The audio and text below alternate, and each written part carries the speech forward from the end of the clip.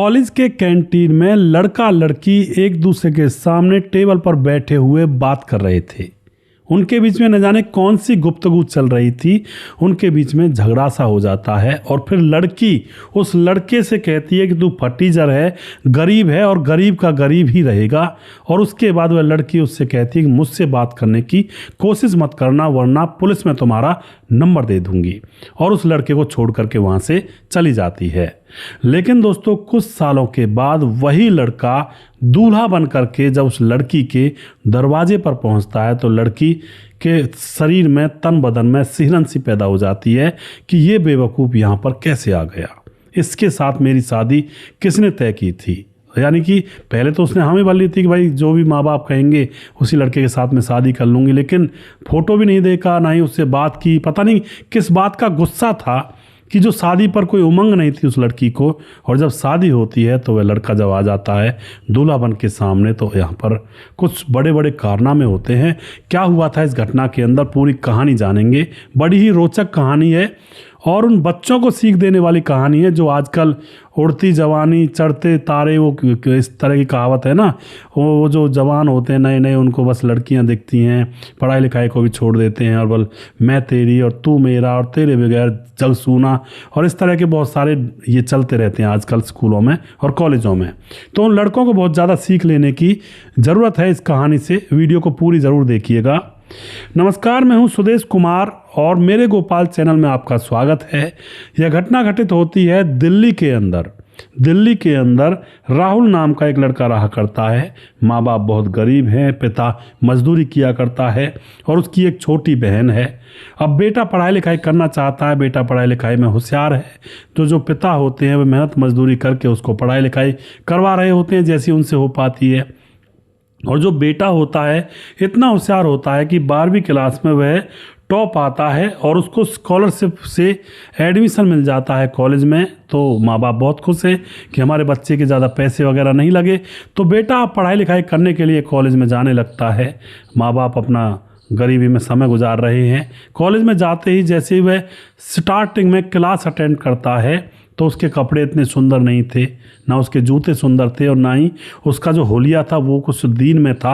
अब यहाँ पर जो क्लास के लड़के होते हैं वह उसकी तरफ देख करके हंसने लगते हैं, मुस्कुराने लगते हैं और तरह तरह के उसके ऊपर तंज कसा करते हैं कि देख ये गरीब कहाँ से आ गया, एक इसको क्या ज़रूरत थी यहाँ पर आने की। अपने घर वालों के साथ मेहनत मजदूरी करता, पेट पालता, पढ़ करके ये बनेगा बैरिस्टर। इस तरह की बातें वो यार दोस्त उसके बारे में किया करते थे। अब यह किसी को देखता नहीं है, नज़रअंदाज करके वह पढ़ाई लिखाई करता रहता है। इसी कॉलेज के अंदर एक सोनिया नाम की लड़की होती है जो बहुत ही ज़्यादा अमीर ख़ानदान से बिलोंग करती थी। ज़्यादा अमीर तो नहीं, मतलब ऐसा परिवार था कि हाँ ठीक ठाक था, कोई परेशानी नहीं थी। वह जब देखती थी कि कॉलेज के लड़के इस लड़के को खूब चिढ़ाते हैं, खूब इसके बारे में बुरी भली कहते हैं, इसके मुंह पर मजाक कर देते हैं, लेकिन ये लड़का तो उनके पास खड़ा होकर अपने ही मजाक को सहन करके हंस जाया करता है और उनको फिर भी अपना दोस्त बना कर रखता है। इसका स्वभाव बहुत अच्छा लगता है इस लड़की को जिसका नाम होता है सोनिया। सोनिया इसके ऊपर इम्प्रेस हो जाती है। उसको ज़्यादा अमीर यार दोस्त नहीं चाहिए था, उसको ऐसा यार दोस्त चाहिए था जो उसके दिल को छुए। तो वह इससे दोस्ती कर लेती है, वह भी इससे दोस्ती कर लेता है। और दोस्तों अब क्या होता है, जो लड़के हंसते थे जब फर्स्ट ईयर का रिजल्ट आता है तो पूरी कॉलेज को इस लड़के ने टॉप कर लिया था, राहुल ने। अब तो इसने जब पूरे कॉलेज को टॉप कर लिया तो जो लड़के इसके साथ रहा करते थे उनका जो दिमाग है बिल्कुल बदल जाता है, उनके विचार बदल जाते हैं। कुछ तो ये कहते हैं कि भाई हम तो कहते थे ये चुपचाप बेचारा सीधा साधा सा लड़का है और अपनी ही बेइज्जती करवाने पर भी हंस जाया करता है, तो ये पढ़ने लिखने में बहुत अच्छा है। लेकिन दोस्तों जब कामयाब हो जाते हैं तो बहुत सारे लोग ऐसी बातें कहने के लिए आ जाया करते हैं, आप लोगों को भी पता है। अब तो सारे कॉलेज के लड़के जितने भी दोस्त थे सब इसकी इज्जत करने लगते हैं, बड़ा रिस्पेक्ट इसको मिलने लगती है। इधर वह लड़की जो होती है उसकी भी रिस्पेक्ट, उसकी नज़रों में भी इसकी रिस्पेक्ट और ज़्यादा बढ़ने लगती है और ज़्यादा इससे बातचीत करने लगती है। और बातचीत अब इतनी हो जाती है कि इन दोनों को एक दूसरे से प्यार होने लगता है और दोनों एक दूसरे से प्यार कर बैठते हैं, एक दूसरे के साथ जीवन गुजारना चाहते हैं, एक दूसरे के साथ कैंटीन में जाकर चाय पीते, एक दूसरे के साथ घूमते और कॉलेज से छुट्टी होने के बाद भी एक दूसरे के साथ वापस आते। इस तरह से इनका काम चल रहा होता है। सेकंड ईयर में दोनों ने खूब मौज मस्ती की एक साथ। अब सेकंड ईयर के एग्ज़ाम भी होने वाले थे, लेकिन दोस्तों सेकंड ईयर में ये लड़का पढ़ाई लिखाई कम कर देता है और लड़की की तरफ ध्यान देना कुछ ज़्यादा स्टार्ट कर देता है। लड़की को न जाने क्या समझ लेता है कि यही मेरी दुनिया, यही मेरा भविष्य, यही मेरा बीता हुआ कल, सब कुछ यही है, यही मेरा वर्तमान है। और ऐसा होता है कॉलेजों में, स्कूलों में, आप थोड़ा जाकर देखिए, झांक कर देखिए, वहाँ पर ऐसे ही मामले चलते रहते हैं। लोग अपनी ज़िंदगियां ख़राब कर रहे होते हैं लड़कियों के पीछे। अब यहाँ पर लड़का यह जो राहुल होता है, यह भी पढ़ाई लिखाई बंद कर देता है। तो लास्ट में एग्ज़ाम होते हैं और एग्ज़ाम में जब रिजल्ट आता है तो यह एवरेज नंबरों से पास हुआ था। अब यहाँ पर यह देख करके कॉलेज के सारे लड़के लड़की थोड़ा सा सोच में तो पड़ जाते हैं कि ये तो बहुत होशियार लड़का था, अब ये इतने नंबर कैसे लेकर आया है। लड़की जो थी, उसकी जो सहेलियां थी, वह भी थोड़ा उससे कहने लगती तू किसके साथ रहती है, इस पे तो पढ़ा भी नहीं जाता है, और पढ़ाई लिखाई पहले तो ठीक थी, अब तो कुछ पढ़ता ही नहीं है। अब जो ये लड़की होती है जिसका नाम होता है सोनिया, अब ये एक बार कैंटीन में अपने उस प्रेमी राहुल के साथ बैठी हुई थी। सेकंड ईयर में जैसे नंबर कम आए थे तो इसको लेकर के सोनिया बहुत ज़्यादा उदास थी। लड़के पर कोई फ़र्क नहीं पड़ रहा था, उसको तो प्यार ने घुमा रखा था, प्यार में पागल हुआ पड़ा था लड़की के में। अब सोनिया कैंटीन में बैठी बैठी इससे कहने लगती है कि तू कुछ नहीं है, तू गरीब का गरीब ही रहेगा, फटीचर का फटीचर ही रहेगा, और मेरे साथ रिश्ता मत रख तू, और मैं तुम्हें छोड़ कर जा रही हूँ।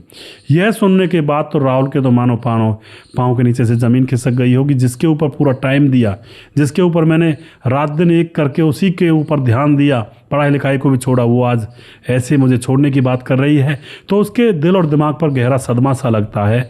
लड़की छोड़कर चली जाती है, और उसके बाद जैसे लड़की जाती है तो वह उसके पास फ़ोन भी करता है, लेकिन जैसी फ़ोन उठाती है उधर से सोनिया, तो उसको धमकी देती है कि अगर मेरे पास फ़ोन किया तो मैं पुलिस के अंदर तुम्हारा नंबर दे दूंगी और कह दूंगी कि ये लड़का मुझे छेड़ता है। अब यह बात सुन करके तो यह राहुल डर जाता है और फिर ये उस पर फ़ोन भी नहीं करता है, और उसके बाद ये अपने घर जाता है। घर जाकर उदास, ना खाना खाता, ना कुछ टाइम पर रहता ढंग से, ना माँ बाप के साथ उस तरह से रहता जैसा पहले रहा करता था। अब तो ये बहुत ज़्यादा परेशान, गंभीर, अब तो ये बहुत ज़्यादा बड़ी गंभीर समस्या पैदा हो गई।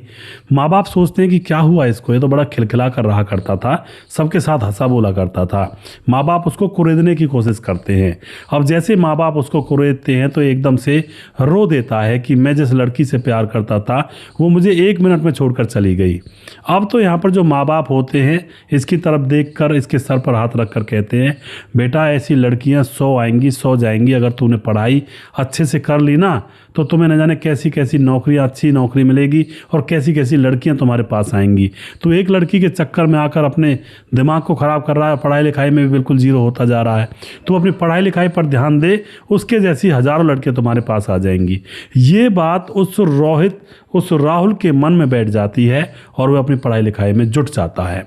अब की बार इतनी मेहनत करता है कि वह कॉलेज में फिर से टॉप पर आ जाता है। और अब दोस्तों जब वह टॉप पर आ जाता है तो बहुत सारी कंपनीज होती हैं और जो हायरिंग करने के लिए आती है, तो उसको हायर किया जाता है, जो कि बहुत ही बढ़िया पोस्ट पर उसको जॉब मिल जाती है। तकरीबन 50 से 60 हज़ार रुपये पर मंथ की जॉब उसको मिलती है स्टार्टिंग में ही, क्योंकि उसके नंबर भी अच्छे थे और वह माइंडेड था, सारा इंटरव्यू अच्छे से क्लियर करता है। तो अब जैसे नौकरी लग जाता है तो वह बहुत खुश है, मिठाइयाँ बांटता है। माँ बाप भी बहुत खुश हैं कि अब हमारा बेटा बड़ी नौकरी में लग गया, हमें कोई मजदूरी करने की ज़रूरत नहीं है। तभी 1 महीना और गुजरता है। 1 महीना गुजरने के बाद अब जो पिता और माँ होती है वह कहते हैं, बेटा अब हम तुम्हारे लिए लड़की ढूंढेंगे और बड़े घराने में तुम्हारी शादी करेंगे। लड़का कहता है, ठीक है मम्मी पापा, जो आप चाहो मैं वो करने के लिए तैयार हूँ। तो उसके बाद उसके मम्मी पापा एक लड़की को दिखाने के लिए, जिसको उन्होंने सेलेक्ट कर लिया था, अपने बेटे को अपने साथ ले जाते हैं लड़की को देखने के लिए। तो यह लड़का होता है राहुल, अपने माँ बाप के साथ तैयार होता है, अच्छे कपड़े पहनता है और उसके बाद ये पहुंच जाता है लड़की देखने के लिए।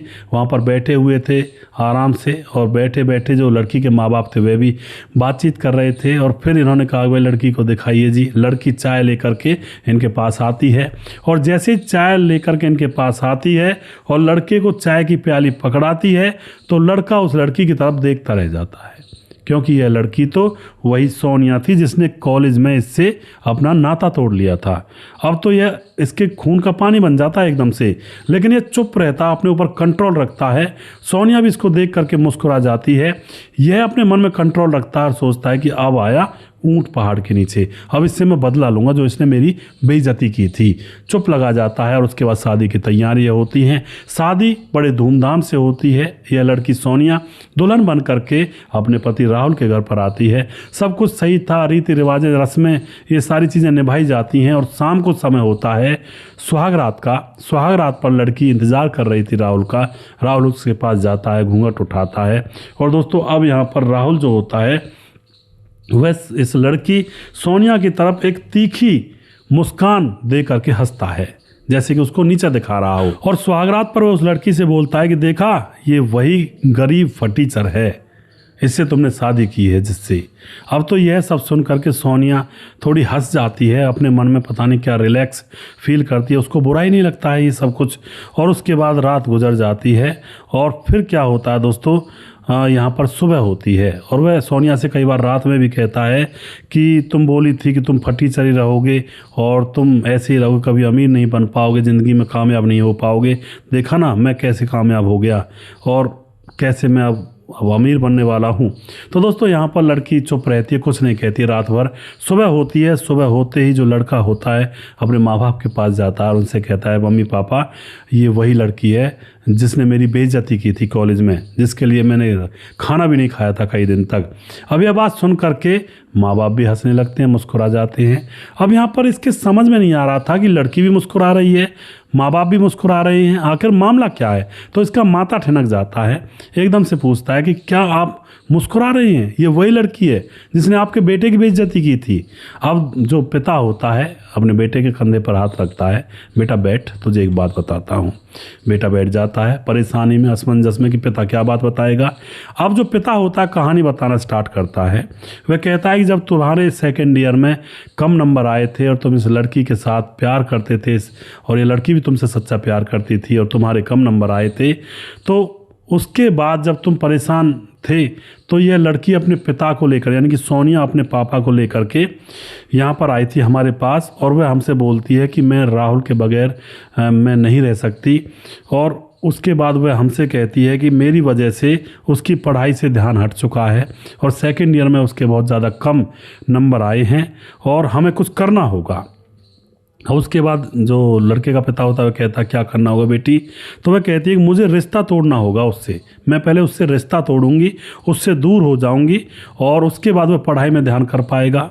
और आप राहुल से कहना कि बेटा पढ़ाई करो, ऐसी लड़कियां अनेकों मिल जाएंगी, हज़ारों मिल जाएंगी। अब तो यह बात वह लड़की अपने मुंह से राहुल के पिता से कहती है और जो लड़की का पिता होता है वह भी कहता है कि आप समधी बनने वाले हो हमारी लड़की तो उसी से शादी करेगी, आपके बेटे से। तो ये थोड़ी सी अड़चन आ रही है उसकी पढ़ाई लिखाई में, इसको दूर करने में आप हमारा साथ दीजिए। तो राहुल का पिता थोड़ा सा हंस जाता है कि भाई ऐसी बहू जो अपने पति की तरफ इतना ख्याल रख रही है, ऐसी बहू अगर हमारे घर में आ जाती है तो हमारा घर तो स्वर्ग बन जाएगा, जो नफ़ा नुकसान सारी चीज़ों को पहले ही कंट्रोल करना जानती है। तो लड़के का पिता कह देता है बेटी मैं तैयार हूं और कोई दिक्कत नहीं है। और उसके बाद दोस्तों यहाँ पर जब बेटा उदास होकर के घर आ जाता है तो माँ बाप कहते हैं बेटा पढ़ाई लिखाई पर ध्यान दे, ऐसी लड़कियां तो हज़ारों मिल जाएंगी। तो लड़का अपने माँ बाप की बात मानकर पढ़ाई लिखाई पर ध्यान देता है और टॉप आता है और बढ़िया नौकरी उसको मिलती है। और अब यहाँ पर जो पिता होता है अपने बेटे को बता रहा होता है कि बेटा ये सारा कुछ सिस्टमेटिक प्लानिंग थी पहले से ही तुम्हारी होने वाली पत्नी की, और ये सब किया धराया तुम्हारी पत्नी का है, उसी ने ये सारा काम किया था। उसने कहा था कि मेरे चक्कर में ज़्यादा पढ़ रहा है, पढ़ाई लिखाई को भूलता जा रहा है, कामयाब नहीं हो पाएगा और कामयाब होना है मेरे पति को ज़रूर। तो ये बात जब सुनता है ना राहुल, उसकी आंखों में आंसू आ जाते हैं और जाकर के अंदर अपनी पत्नी के गले मिल जाता है और रोने लगता है कि यार तुमने मेरे बारे में शादी से पहले ही इतना सोचा, मेरे भविष्य के बारे में, मेरे जीवन के बारे में, तुम धन्य हो। और फिर दोस्तों उसके बाद पत्नी भी उसे गले लगा लेती है हंसकर मुस्कुरा करके कि मेरा काम कामयाब हो गया, मतलब मेरी जो प्लानिंग थी सही रास्ते में वो कामयाब हो गई।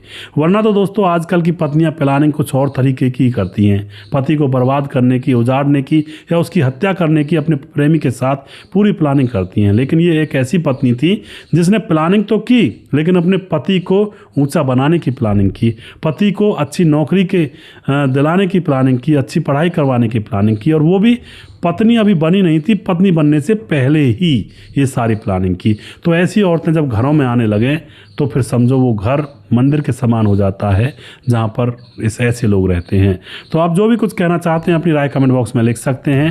दोस्तों, इस संसार के अंदर सब तरह के लोग हैं, ये नहीं है कि भाई बुरे ही बुरे लोग हैं। लोग, औरतें ऐसी एक बार पतियों को ही मरवाती हैं, अवैध रिश्ता ही बनाती हैं लोगों के साथ। ऐसी भी औरतें हैं जो अपने पतियों का घर बसाती हैं, उनके दिल में बस जाती हैं और जीवन भर किसी अन्य पुरुष की तरफ आंख उठाकर तक नहीं देखती हैं। तो चलिए अब मैं नाम ले लेता हूं, जो भाई हमारे वीडियोस को देखते हैं उनका नाम मैं यहाँ पर लेने वाला हूं। हमारे साथ समाधान पाटिल जलगांव महाराष्ट्र से हमारे भाई लगातार कमेंट करते हैं, भाई का बहुत बहुत धन्यवाद करता हूँ। राम गोसाई हमारे भाई लगातार कमेंट करते हैं। राजेंद्र देरू कमेंट करते हैं।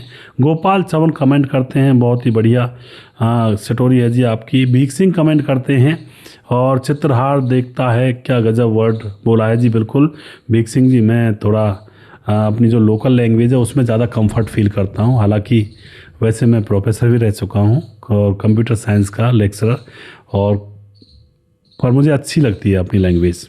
सुमेरस कमेंट करते हैं। मुकेश कुमार यूपी 83 से। ममता सिंह कमेंट करते हैं। स्वपन डे कमेंट करते हैं। ताराचंद हैं। रघुवीर सिंह नेगी कमेंट करते हैं। विंध्याचल राजवार कमेंट करते हैं। रघुवीर सिंह दोबारा से कमेंट करते हैं और उसके बाद हमारे साथ हैं उपेंद्र प्रसाद कमेंट करते हैं और उसके बाद हमारे साथ विमलेश कुमार कमेंट करते हैं। रजत सैनी कमेंट करते हैं। उदय नारायण कमेंट करते हैं और उसके बाद उपेंद्र प्रसाद दोबारा से विमलेश कुमार कमेंट करते हैं। उसके बाद सूरज डी हमारे भाई फिजी से कमेंट करते हैं। राधेश्याम शर्मा सिरसी जयपुर राजस्थान से कमेंट करते हैं। राजकिशोर चौरसिया महाबलेश्वर महाराज से कमेंट करते हैं और उसके बाद छगनदास खारडाबाद राजस्थान से हमारे वीडियोज़ पर लगातार कमेंट करते हैं और दुर्योधन भाई लगातार कमेंट करते हैं। सुशील चौधरी हमारे भाई लगातार हमारे वीडियोज़ पर बने रहते हैं, भाई का बहुत बहुत धन्यवाद करता हूँ। और जितने भी भाई हमारे वीडियोज़ पर कमेंट करते हैं सभी का तहे दिल से शुक्रिया करता हूँ, क्योंकि आप लोग इतना सपोर्ट और प्यार करते हैं तभी मैं वीडियोस बना पाता हूं और इन कहानियों को आपके समक्ष लेकर आ पाता हूं। बहुत बहुत धन्यवाद आप सभी लोगों का। अगला वीडियो बहुत जल्दी फिर से लेकर आऊँगा, तब तक आप खुश रहें, सावधान रहें। जय हिंद, जय भारत।